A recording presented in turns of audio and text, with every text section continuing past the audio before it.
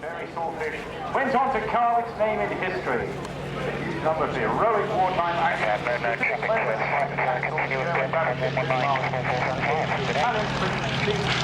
Toronto Harbour.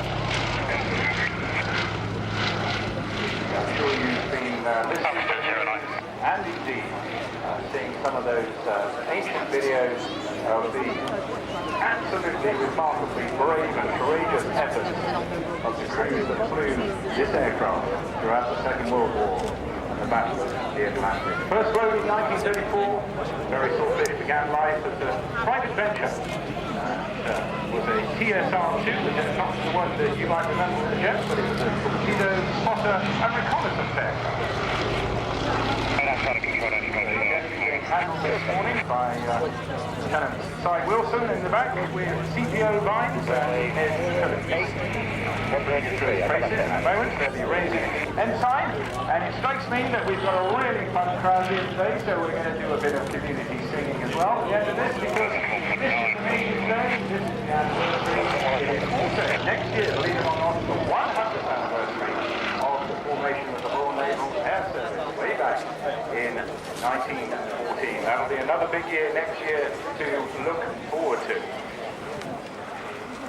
Swordfish very much sits at the heart of the Royal Navy's heritage and has already played a leading role in national events in London and Liverpool to celebrate the 70th anniversary. Between 1939 and 45, the Swordfish saw active service afloat and ashore in every theatre of war between the Atlantic and the Indian Ocean, the Equator and the Arctic Circle. But it was in the Atlantic that this venerable, iconic biplane proved herself as one of the greatest aircraft in the history of naval air warfare. Pay homage and memory to all those airmen that flew during that difficult, hard, very bumpy, and the weather was absolutely dreadful.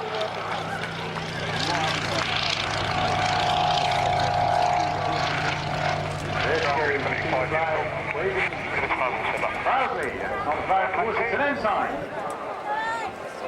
Mentioned here, the Flying Navy Heritage Trust urgently needs your support to keep aircraft such as this. Over 40 naval air squadrons took part. Yes, you can all help today. The trust is raising money to restore a spare Pegasus engine to this Swordfish. Tell you what to call, but let us pay tribute again as she flies past, waving her wings this time. Please give the crew a big wave. Working really hard to keep getting up their time at weekend. What a marvelous start that is. Let you approach that. Display 18413. You and everybody out there who's generously donated to keep this aircraft going. And when she comes back to give a full demonstration, we'll be talking about Project 2015. We go with the chorus and listen to the Vulcan howl.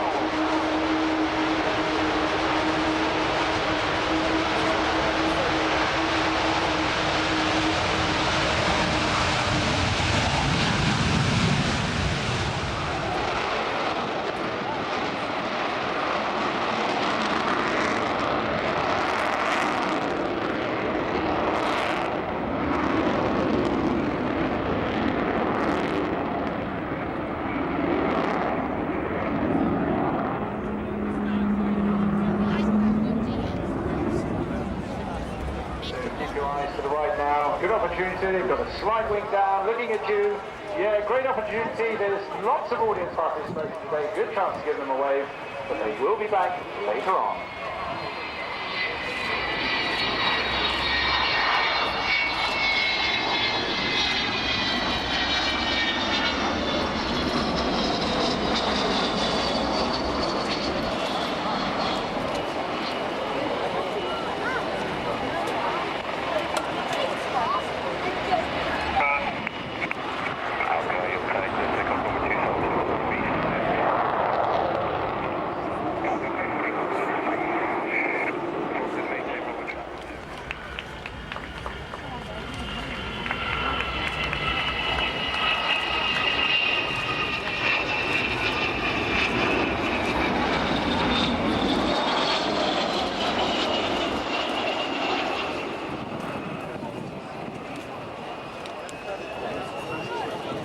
One of the distinctive things you'll hear today is the Vulcan howl, and when the throttles go forward on those four amazing Rolls-Royce Bristol Olympus 202 shaft turbojets with 16,000 pounds of thrust each, you will experience the great sound of the howl. Wingspan of 111 feet. That's bigger than an Airbus 8318 airliner. It's 105 feet long. Just a little bit smaller than an Airbus 8318. It's got a top speed of Mach 0.7. Extraordinary stuff, and can climb to 65,000 feet.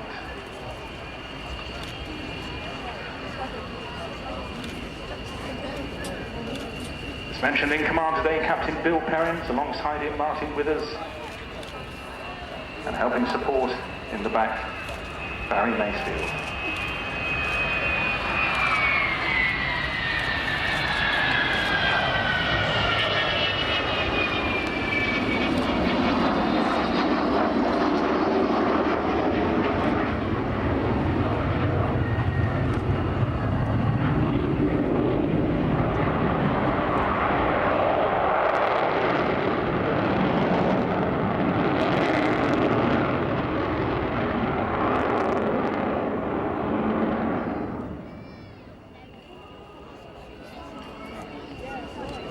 Yes, the shape you see today that was to become the Vulcan was first drawn on a scruffy piece of paper in 1946 by the man who had designed the fantastic Lancaster bomber. Yes, the one and only Roy Chadwick, who sadly died in 1947 in an aircraft crash himself. He never saw this brilliant aircraft fly, nor did he see it become the first successful operational delta-winged aircraft in the world.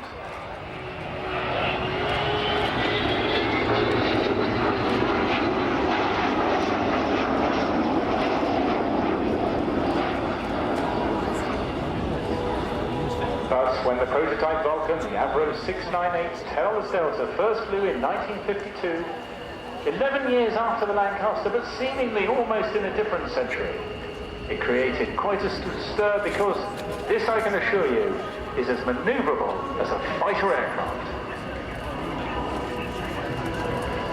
It was rolled by its test pilots even at the Farnborough Air Show, and eventually 136 were built, including all the prototypes, all under the design of the great Stuart Davis, having taken over from Roy Chadwick's initiative and imagination.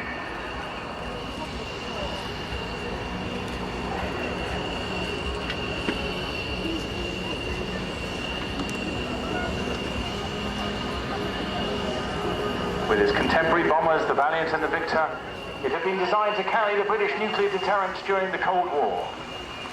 When submarine-launched nuclear missiles came along in the mid-60s, Vulcans lost some of their awesome responsibility of providing the QRA.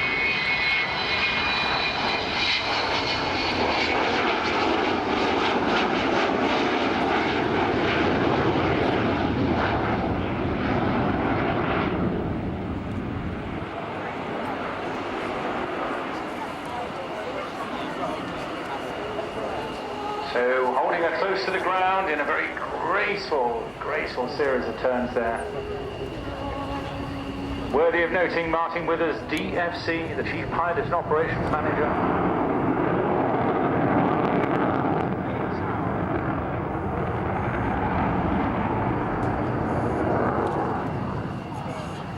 Martin joined the RAF in 1968, trained at various stations.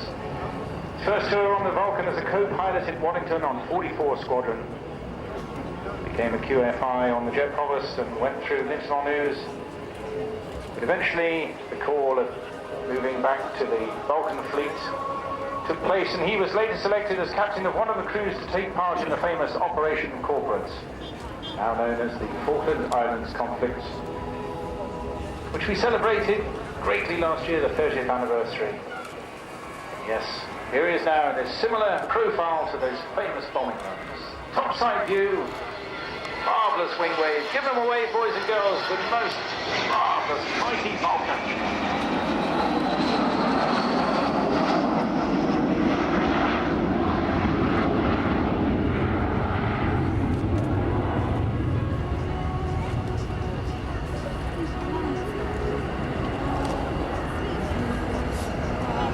Yes, it was he who, after denying the airfield use by the Argentinians.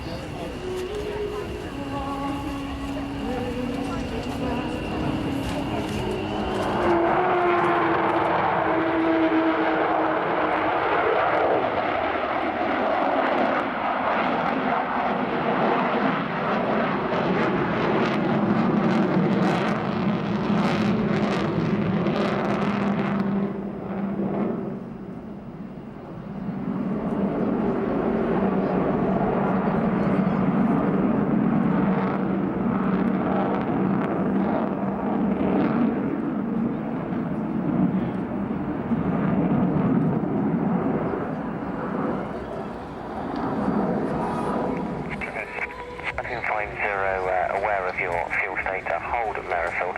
We are 127 Kilo, 022. 271,022 holding, I'll be looking for a display arrival, flight to pass on the FCD.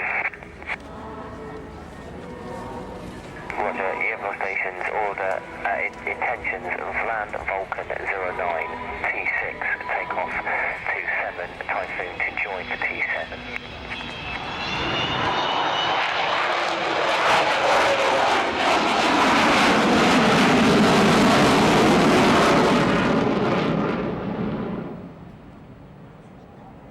So there she goes, another mighty howl there, tremendous stuff. Celebrating its 53rd birthday just a couple of months ago, and still in fine order. Well, Yo, thank you so much. Yes, fabulous.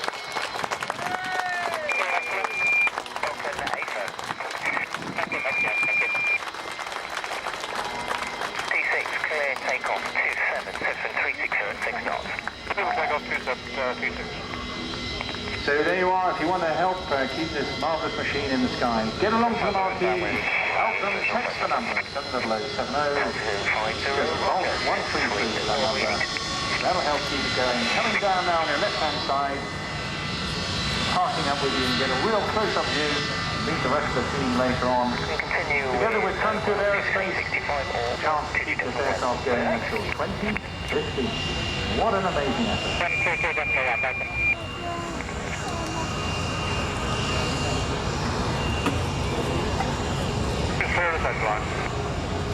Roger.